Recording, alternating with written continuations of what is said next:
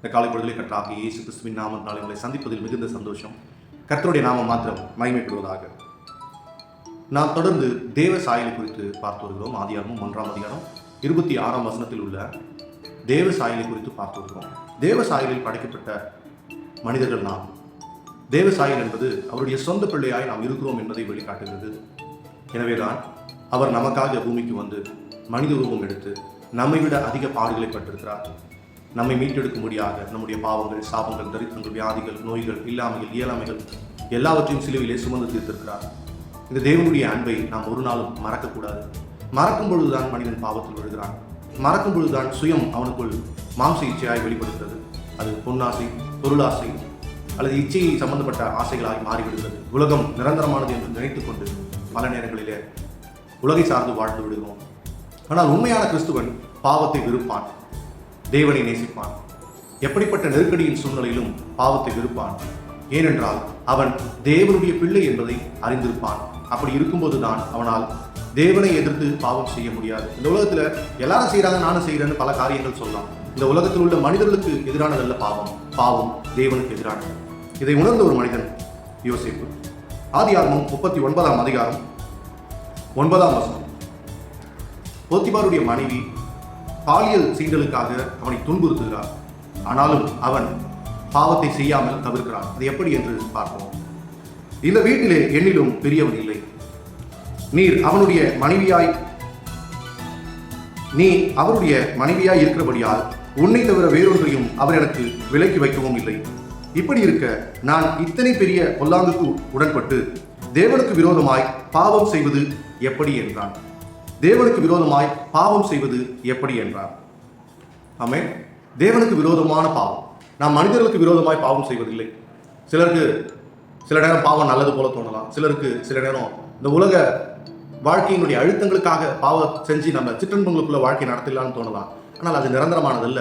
அது மட்டும் இல்ல, மனிதர்களுக்கு எதிரானது பாவம் அல்ல. நாம் பாவம் செய்தால் டைரக்டா கர்த்தருக்கு எதிராக தான் பாவம் செய்யணும். கர்த்தருக்கு விரோதமாய் பாவம் செய்வது எப்படி அப்படின்னு யோசிப்பு கேட்கிறார். நான் உண்மையாகவே பாவத்தை பெருக்கும் போது தேவன் ஒருவர் இருக்கிறார் என்பதை நான் வெளி அடையாளமாய் காட்டுகிறேன்.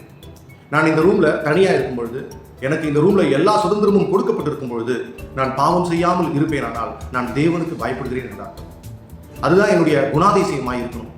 அதனாலதான் அவருடைய சாயலாக அவருடைய ரூபத்தின்படி நம்மை படைத்தார். மாம்ச இச்சையில் நாம் மதியினத்தில் விழும்போதுதான் பாவத்தில் விழுகிறோம். தேவனை அறியாததுதான் மதியினம். தேவனை அறிந்திருக்கும் பொழுது நாம் பாவம் செய்ய முடியாது. ஏனெனில் தேவனுடைய ஆலயமாய் நான் இருக்கிறேன் என்பதை நாம் உணர வேண்டும். இது யோசேப்பு அறிந்திருந்தார். என்றோ 2000 வருடங்களுக்கு முன்பதாக, 3000 வருடங்களுக்கு முன்பதாக வாழ்ந்த யோசேப்பு இன்றும் நமக்கு தேவனுடைய அன்பை குறித்து போதித்து வருகிறார். அவருடைய வாழ்க்கையை நாம் பார்ப்போமானால் சோதனைகள் தேவன் மீது நமக்குள்ள அன்பை வெளிப்படுத்துவதற்காக நம் வாழ்க்கையில் வருகிறது என்பதை அவர் வெளிக்காட்டினார். நாம் உணர்ந்து கொள்வோம். நம் வாழ்க்கையில் வரக்கூடிய சோதனைகள், பிரச்சனைகள் தேவனுடைய அன்பை வெளிப்பாட்டக்கூடிய, தேவனுடைய அன்பை பறைசாற்றக்கூடிய ஒரு வாய்ப்பாய் நம் வாழ்க்கையில் இருக்கிறது. எனவே சோதனையை சகிக்கிற மனுஷன் பாக்கியவான் என்று வேதம் சொல்கிறது. பிரச்சனைக்கு மத்தியில் கர்த்தர் நல்லவர், அவர் கிருபை என்றும் உள்ளது என்று நாம் சொல்ல வேண்டும். உதட்டலைகள் அல்ல, இருதயத்தின் நிறைவில் இருந்து சொல்ல வேண்டும். அப்படி நாம் சொல்லுவோமானால் யோசிப்பை போல நாமும் நமக்குள் வாழ்கிற தேவனை, அவருடைய சாயலை, அவருடைய ரூபத்தை அறிந்திருக்கிறோம் என்று அர்த்தமாகிறது. எனவே பாவத்தை நாம் வெறுக்க வேண்டும், பாவத்தை நாம் செய்ய விடாமல் தடுக்க வேண்டும் என்றால் தேவனுடைய அன்பை புரிந்து கொள்ள வேண்டும். தேவன் அன்பாகவே இருக்கிறார் என்பதை நாம் ஆழமாய் அறிந்து கொள்ள வேண்டும். எனவேதான் அவர் நம்மை மீட்கும்படியாக மிக மோசமான சிலுவை சாவை தெரிந்து கொண்டார். அவருடைய சொந்த ரத்தத்தை சிந்தி நம்மை மீட்டதின் காரணம், நாம் ஏதோ சிறு வயதிலிருந்து ஒழுக்கமா இருந்ததுனாலையோ, சர்ச்சைக்கு போனதுனாலையோ, பிரேயர் பண்ணதுனாலையோ, உபவாசம் இருந்ததுனாலையோ, ஊழியம் பண்ணதுனாலையோ, விசுவாசியா இருக்கிறதுனாலோ அல்ல.